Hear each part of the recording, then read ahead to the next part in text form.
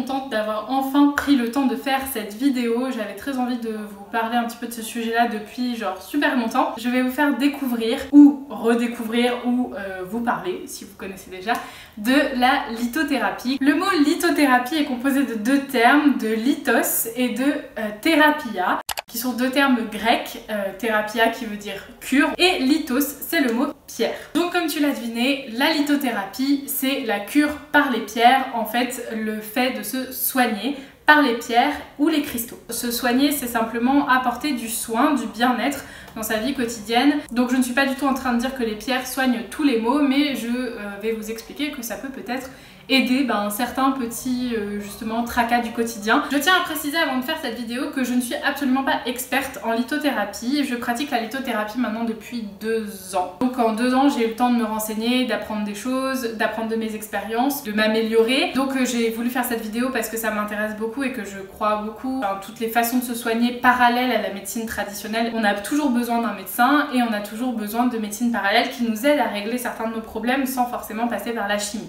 Voilà, ça c'est mon point de vue. Donc j'avais très envie de faire cette vidéo pour expliquer un petit peu mon point de vue sur la lithothérapie, mon expérience, et puis pour vous donner quelques pistes si vous avez envie de débuter là-dedans. Il faut savoir aussi que la lithothérapie est un univers qui est extrêmement complexe, un univers dans lequel il n'y a aucune vérité. C'est-à-dire que personne ne détient la vérité ultime sur la lithothérapie. Il y a des résultats sur cet univers-là et sur l'utilisation des pierres comme pierres de soin en fait. Personne n'a la science infuse sur la lithothérapie et je veux simplement vous apporter le plus de vision possible. Je sais que j'ai mes points de vue sur certaines choses qui diffèrent totalement de d'autres personnes qui sont certifiées en lithothérapie, etc. Je pense que c'est une façon de se soigner qui est propre à chacun et chacun doit se l'approprier. Chacun peut travailler avec les pierres de la façon dont il a envie. Alors les pierres, on en a dans nos sociétés et dans notre vision du monde depuis des années et des années. Pour ne citer que, on avait les Égyptiens et les Aztèques et les Mayas bien sûr qui travaillaient énormément avec les pierres, qui en mettaient beaucoup dans les bijoux et ils accordaient une importance toute particulière justement à ces pierres et elles étaient un petit peu, pas vénérées mais mises en valeur. Dans les cultures un petit peu plus récentes, on retrouve ce lien avec les pierres dans les cultures asiatiques, notamment avec la pierre de jade qui est quasiment omniprésente et puis aussi beaucoup dans certaines cultures africaines. Et puis de nos jours et depuis maintenant des années, on utilise notamment, pour n'en citer qu'un, le quartz, qui est donc une pierre semi-précieuse et qui est utilisée notamment dans les processeurs d'ordinateurs par exemple, ou encore plus précisément dans les montres.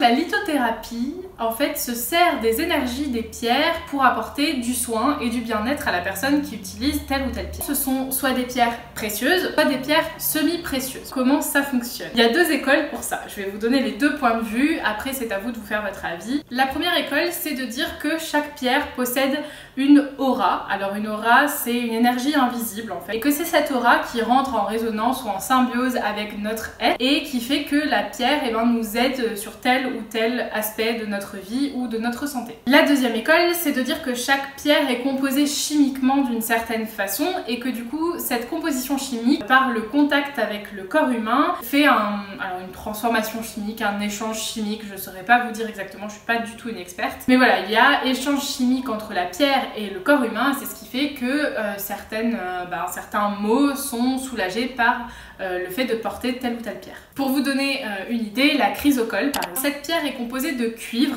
c'est un élément qui est naturellement présent dans notre corps humain, et donc par exemple la chrysocole est une pierre qui est préconisée contre les cystites, plus communément appelées les infections urinaires, et c'est une pierre qui aide à les soigner. Voilà, donc je vous ai donné les 2 camps. Moi je me situe totalement entre les deux. Je pense que chaque pierre a sa propre énergie et que justement parfois c'est juste une attirance d'énergie entre la pierre et nous-mêmes, et puis je pense qu'il y a certaines pierres qui sont peut-être composées chimiquement de façon très particulière qui peuvent nous aider au contact du corps humain. Pour certains, il faut savoir aussi que certaines pierres sont en lien avec certains chakras. Une autre vision spirituelle du corps humain et de l'être humain, vous savez qu'il existe plusieurs chakras, le chakra de la gorge, le chakra du cœur, le chakra du sommeil, etc.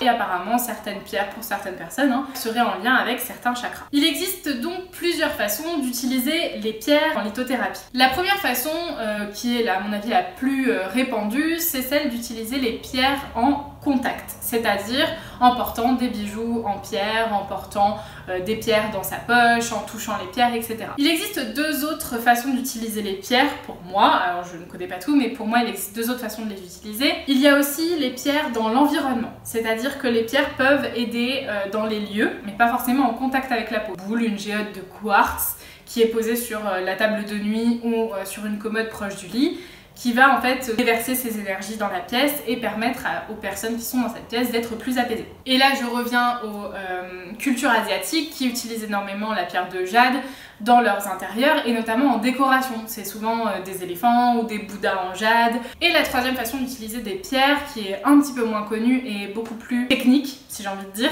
ce sont les élixirs. Alors les élixirs de pierre, ce sont en fait des liquides créés par le contact avec la pierre.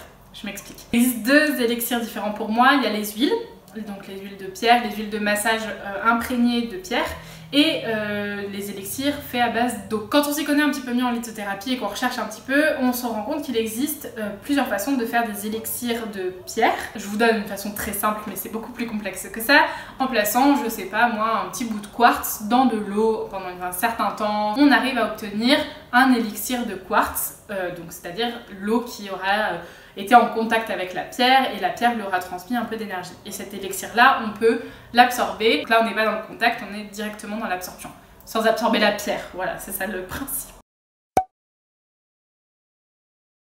Vous avez sans doute déjà vu des pierres semi-précieuses, des pierres précieuses, etc. Et vous vous êtes rendu compte qu'il existait beaucoup de couleurs différentes. On peut quand même catégoriser les pierres jaunes, les pierres vertes, les pierres bleues, les pierres rouges, les pierres blanches, etc. Et en fait, les couleurs des pierres ont des particularités bien spécifiques. Je ne vais pas trop rentrer dans les détails parce que c'est très complexe, mais par exemple, si vous prenez des pierres rouges, on sait que les pierres généralement rouges sont des pierres de vitalité, de dynamisme. Si vous preniez par exemple des pierres jaunes, entre autres, elles sont beaucoup préconisées pour l'appareil digestif, les organes au niveau de l'abdomen. D'une autre part, les pierres jaunes, ce sont les pierres de la joie, de l'harmonie, de la gaieté, etc. Les pierres vertes, ça va être plutôt des pierres très apaisantes, d'harmonisation, de méditation, de travail sur soi, etc.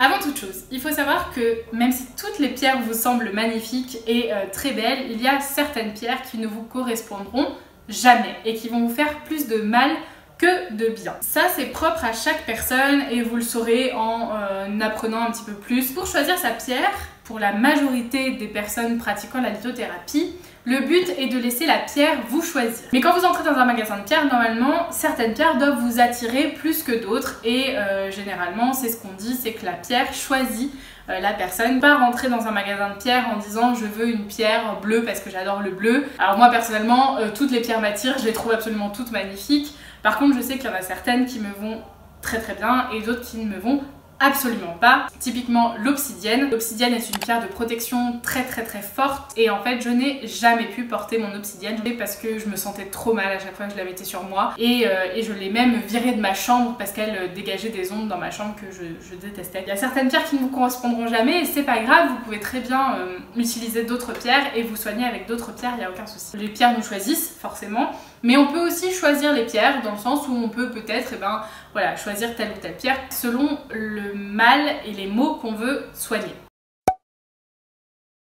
Avant de la porter ou de faire quoi que ce soit avec cette pierre, il va falloir la purifier. Idem si vous avez une pierre que vous utilisez depuis longtemps. Au bout d'un moment, il va falloir la purifier parce que la pierre en fait travaille avec vos énergies et donc elle attrape toutes vos énergies et les retient et donc au bout d'un moment, il faut la décharger. Donc pour la purification, il y a deux étapes. D'abord, il y a le déchargement, le fait de décharger la pierre des énergies qu'elle a emmagasinées. Et ensuite, il y a le rechargement, lui redonner un petit peu d'énergie pour que vous puissiez la réutiliser. Pour le déchargement, là c'est pareil, il y a 10 milliards de façons de décharger sa pierre. Moi je vais vous en donner que quelques-uns et je vais vous dire ceux que j'utilise le plus. Il y a d'abord l'eau froide et le sel. Il y a aussi le déchargement à l'eau froide, tout simplement en passant la pierre sur l'eau froide ou en la laissant dans un bain d'eau froide pendant toute une nuit ou 3 heures ou 10 minutes, ça dépend des personnes. Et il y a une troisième façon de décharger sa pierre qui est par fumigation, c'est-à-dire en la passant dans la fumée d'un encens, dans la fumée de Palo Santo par exemple, ou dans la fumée de sauge. Alors la sauge c'est une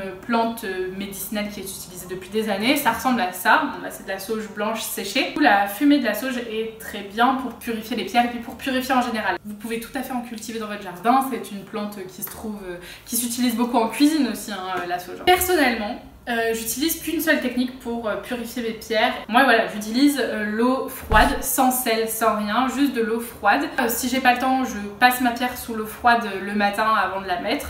Soit si j'y pense, je me fais des sessions de purification, donc je mets mes pierres dans des pots individuels, dans de l'eau et je les laisse toute la nuit pour se décharger. Une fois que vous avez purifié vos pierres, il faut les recharger comme je l'ai dit tout à l'heure. Donc là aussi il y a 1 milliard de façons de recharger ces pierres. Il y a d'abord le rechargement en les plaçant sur d'autres cristaux, notamment des géodes. Les géodes, ce sont en fait des roches qui se sont formées au fil des années et qui, quand elles sont cassées en deux, contiennent à l'intérieur des cristaux, des géodes de quartz rose ou des géodes d'améthyste. Donc en plaçant simplement les pierres dessus, on les laisse se recharger. Il y a aussi le soleil qui peut recharger vos pierres. Il y a la lune qui peut aussi recharger les pierres. J'ai aussi entendu parler d'une autre technique de rechargement qui est de placer les pierres dans la terre en fait, puisque c'est de là d'où elles viennent et en fait elles se chargent des énergies et des minéraux qui les entourent. Personnellement, j'utilise uniquement le soleil comme rechargement, parce qu'en fait le soleil possède une énergie très douce, très positive. Beaucoup de personnes vous conseilleront de recharger vos pierres à la lune. La lune est un astre qui a une énergie extrêmement puissante. On le voit notamment, elle arrive à influer sur les marées, elle arrive à influer sur notre sommeil. Et recharger ces pierres à la lune, c'est les gorger d'une énergie extrêmement puissante. Si vous êtes une personne qui est comme moi, qui a un côté très anxieux et très sensible, recharger les pierres à la lune, c'est vraiment le mauvais plan. Ça va en fait amplifier les effets de la pierre. Ça risque de vous poser problème en fait avec certaines pierres. Moi je déconseille à toute personne de recharger ses pierres à la lune. Après vous faites ce que vous voulez, mais je pense que le soleil est l'énergie la plus douce qui soit. Après je n'ai jamais essayé les géodes et je n'ai jamais essayé la terre, donc je ne peux pas vous en parler. Une fois que vous avez fait tout ça, juste après l'achat ou après avoir utilisé votre pierre, vous pouvez réutiliser votre pierre. Alors, j'ai pas de pierres brutes, mais les pierres brutes, ce sont des pierres qui ne sont pas polies, qui ne sont pas taillées, et elles ont exactement les mêmes effets qu'une pierre roulée ou qu'une pierre polie. Par exemple, si on prend l'améthyste, toujours, ici vous avez une améthyste qui est roulée, et ici vous avez une améthyste qui est totalement brute. Donc c'est exactement la même chose, sauf qu'elles ont deux aspects physiques différents. Ensuite, on peut trouver justement des pierres taillées et roulées. Moi j'en ai plusieurs, donc elles se présentent de cette façon-là. Donc ce sont des pierres qui sont simplement polies et lissées en fait sur certaines faces. Vous pouvez aussi trouver les pierres taillées et roulées de façon beaucoup plus complexe. Par exemple en boule, comme cette cornaline qui est totalement ronde en fait. Ça existe et de plusieurs tailles, ça c'est très petit. Et puis par exemple vous avez ce cristal de roche qui est basté, mais il est totalement poli et totalement lisse en fait sur toutes ses faces. Ensuite vous pouvez aussi trouver des pendules en pierre. J'en ai un fasté, j'ai celui-ci qui est en cristal de roche. Et puis ensuite il y a les bijoux. Vous avez par exemple les pendentifs, donc celui-ci c'est un cristal de roche. J'ai aussi un pendentif de malachite. Vous avez aussi les bagues, donc là une bague de malachite encore. Vous avez les boucles d'oreilles, là aussi on reste dans la malachite. J'ai deux petites boucles d'oreilles d'hématite.